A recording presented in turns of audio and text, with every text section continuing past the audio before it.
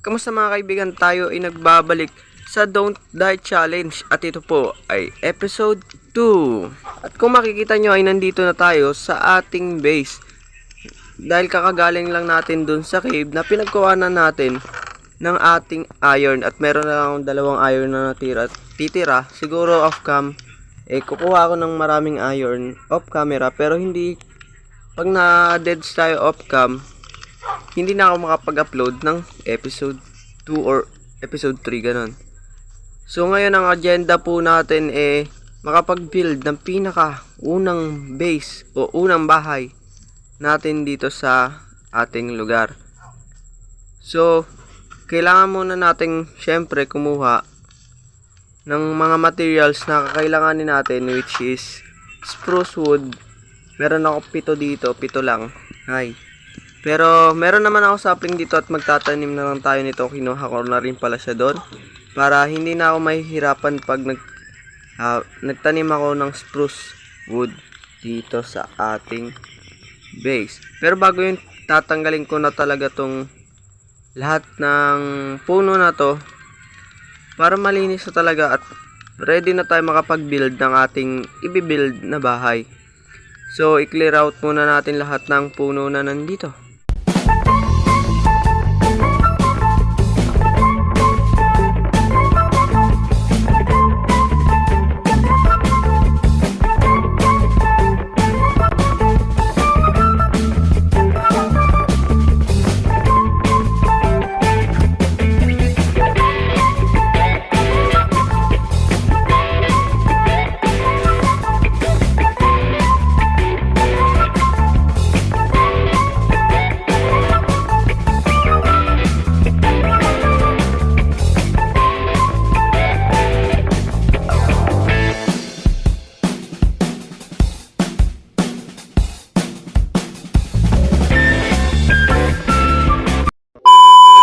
So naputol ko na yung lahat ng puno dito sa base ko at kung makikita nyo, napakalinis naman tignan. Pero may mga puno pa na natira na ayaw ko talagang ayaw ko na puno sa buong Minecraft. Dapat yan sinusunog. So kung gagawin natin ngayon, kailangan natin ng iron. Sasayang tayo ng iron para sunugin yan. Tapos kuha tayo ng plain top steel. Alam ko meron dito sa ilalim ng dagat. Kuha tayo ng isang gravel. Ay, dito. Okay, walang gravel dito. Ang galing. Ang galing! May gravel ba ako? Wait nga, tignan ko. Wait lang. Ay, wala pala akong gravel sa akin. At kung makikita nyo, nandito lahat ng mga puno na naputol natin, which is, magagamit din naman natin tong oak log sa i-build ko. Yes, magbi-build ako ng pinakaunang bahay, storage na din ng para hindi nagkakalat yung mga chest natin, yung mga items. Pero susunugin ko muna yan dahil ang pangit tingnan. Hanap muna ako ng gravel. Ito ay dagat, so may gravel to. Dagat ka, may gravel ba? At meron meron din kalaban. Nag-iingat ako masyado ngayon kasi nga Don't Die Challenge, hindi pwedeng ma-died. So meron na tayong isang gravel, pwede na yan. Lang yung napataas.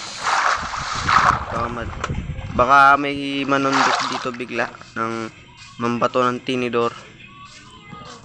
So susunugin dapat talaga ako yan kasi ayoko ng puno na yan. Galit ako sa mga ganyang puno. Kung napanood nyo ng first episode ko, sinabi ko dati yan sinusunog. Dapat naman talaga sinusunog yan. Kasi yun yung pinaka puno na ayaw ko ng gulo yan. Magulo yung puno na yan. So, ayun, may flint of steel and steel na tayo.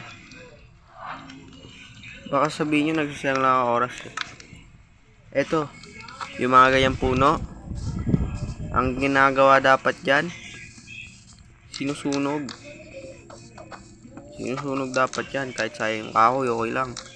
Dahil sinusunog dapat yan, yan yung mga ganyang puno, sunog. Wala dapat matitirang ganyang puno. At to. Dito matitira dapat. At malinis yung base natin. Fire prevention man. So, mainit nga sa Pilipinas. Papainitin natin sa Minecraft. Magsusunog tayo ng mga puno na pangit naman tignan nito. So, yan. Nakapagsunog na masusunog na yon. Siyempre, may matitirang lulutang dyan. Kukunin ko na lang din.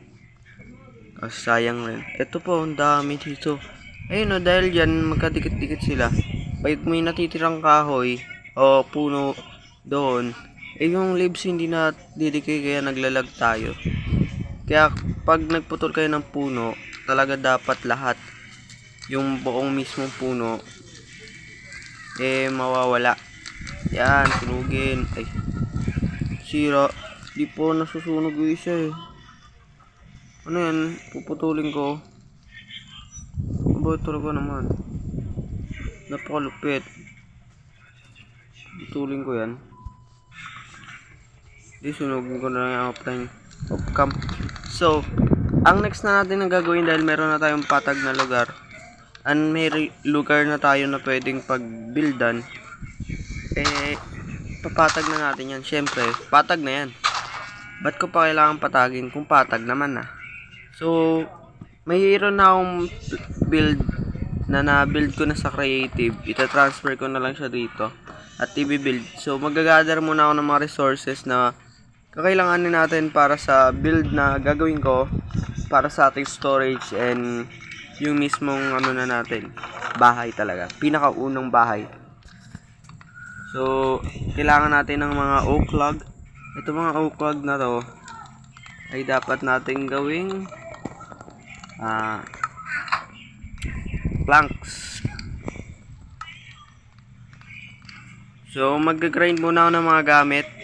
At babalikan ko kaya pag kompleto na lahat ng kailangan natin sa pag-build nitong gusto kong i-build. A few moments later. So, kung makikita nyo, meron ako dito raw iron na 1 stack.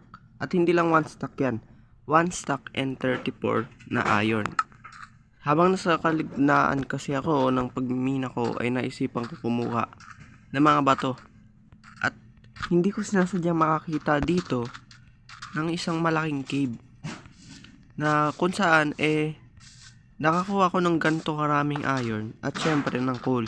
Kasi kung hindi nyo alam kung anong kinukuha ko rito, hindi nung simula sad ang kinukuha ko. Sabi ko papahirapan ko lang sarili ko kaya kumukuha ako ngayon ng sandstone. At syempre kailangan ko ng coal dahil niluluto ko yung sandstone para maging smooth sandstone. So, kakailanganin ko nito ng isang chest siguro. Tapos, dahil nga nakita ko yung kuweba na yun, minina ko na rin kasi kailangan ko talaga ng coal. Naghahanap talaga ako ng kuweba na pagkukuhanan ko ng coal. At nagkaroon tayo na maraming iron. So, itutuloy ko na yung pagkuha ko at pag-gather ko ng mga resources at babalikan ko na lang uli kayo kapag kumpleto na ito lahat. 2,000 years later. Yun na nga po mga kaibigan. Naka-gather na tayo ng mga materials na kakailanganin natin sa pagbibuild nitong pinakaunang bahay natin sa Don't Die Challenge. At ganito magiging itsura niya. Yan, papakita ko. Pero iba-blur ko siya. Ganyan. Kung makikita nyo, meron tayo ditong halos one chest ng wood. Tapos, smooth sandstone. At iba't iba. So, yan na yung mga kailanganin ko sa build natin. Ang timelapse ng pag-build ng bahay na ito. Let's go! 2,000 years later. So, yun na nga po guys, na-build ko na yung mismong pinakaunang building natin dito sa Don't Die Challenge series natin. Handa na ba kayong makita ito? At ito po siya. Ang laki. Halos 2 araw ko po itong binild. Siyempre ginather ko yung mga resources niyan. At pinakamalungkot na nangyari, nabura po yung mismong clip na binibuild ko na to. Yung binibuild ko na tong ating unang building. At kung gusto nyo makita yung loob, kung makikita nyo sa pinakapangalawang floor, madilim. Kasi wala pang ganun karaming ilaw. At may mga plano na akong ilalagay dito kagaya dito. Maglalagay ako dito ng automatic, semi-automatic na furnace. Basta yung smelting. Tapos dito naman yung aking master bedroom. Dito ilalagay yung mga bed. Tapos lalagyan ko ng mga design dito. Syempre. At kung makikita nyo rito, meron tayo ditong kabayo na buto-buto. Dahil kumidlat, munti ka na akong mamatay. Yan. Dahil kumidlat mismo sa harap ko, tapos nag-spawn yung mga skeleton na may sakay. Ay, mga horse skeleton na may sakay ng mga skeleton. Kaya pinagpapapana ako. Buti may shield ako. At dito sa lugar na to, malapit dito sa may hagdan natin. Yes, may hagdan po tayo paakyat. Yan. Kung makikita nyo, nandito yung ating storage room. Ito yung magiging storage room. Hindi siya automatic dahil baka magbala ka ng automatic na storage room. 2 floor yan. So maraming items akong mailalagay dito. So ayusin ko lahat ng items ko sa bawat chest na yan mamaya or off camera. So kung makikita nyo, may maliit dito na hagdan. Pinaliit ko na lang kasi para malaki yung space natin para hindi sa kopin hagdan. So akit lang tayo dito at pupunta tayo sa second floor. At ganito siya kalawak. Sa labas makikita natin madilim kasi itong nakikita natin yung bubong. Yung ceiling niya.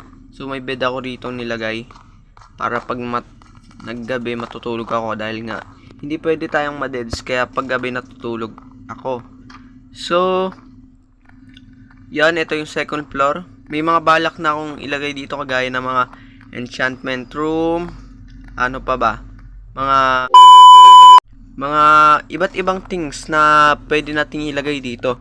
Pero sa third floor, kung papakita ko sa inyo yung third floor, dito, akit lang tayo dito. Medyo nakakahilo lang, di ba? Ayan, nakakahilo. Okay, nandito na tayo sa third floor. Itong third floor na to, wala pa talaga akong balak na gawin dito. Wala pa akong balak na ilagay dito. Pero pinag-iisipan ko kung gagawa talaga ako ng automatic sorter ng storage.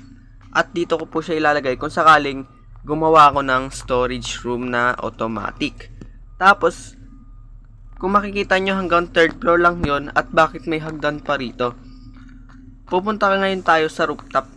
Sa pinakataas ng ating building. Yan, sa taas. Nilagyan ko na to ng slab. Puro slab yan. Kasi para walang mag-spawn dito. Pati to slab din yan. Kasi mahirap na pag torch ang ginamit ko. Ang pangit naman tignan. So gumamit ako nito. At nilagyan ko pa ng hagdan para nakakaakyat tayo dito. So magsiship lang tayo dito. Dahil ayan o, makikita nyo. May snow. May beach. Napagtanto kong beach yan. Malawak na beach. Kala ko nga desert yan eh.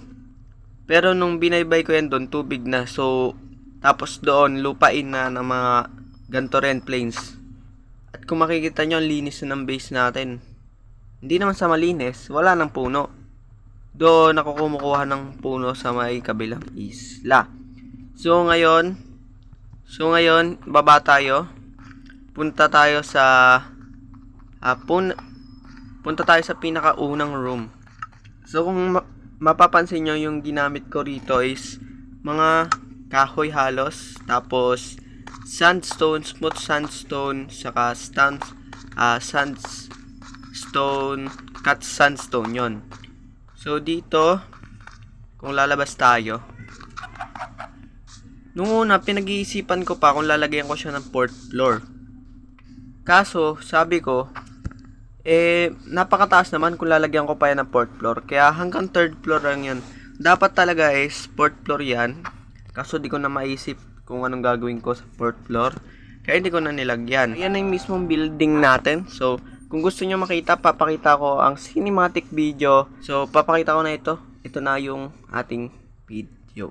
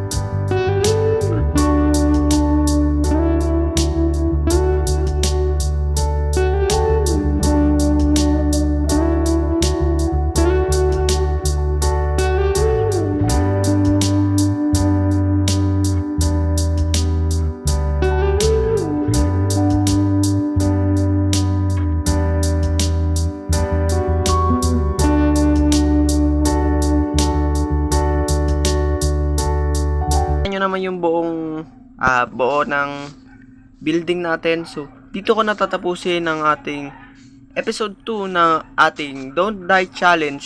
Magkita-kita tayo sa episode 3. Goodbye. God bless you all.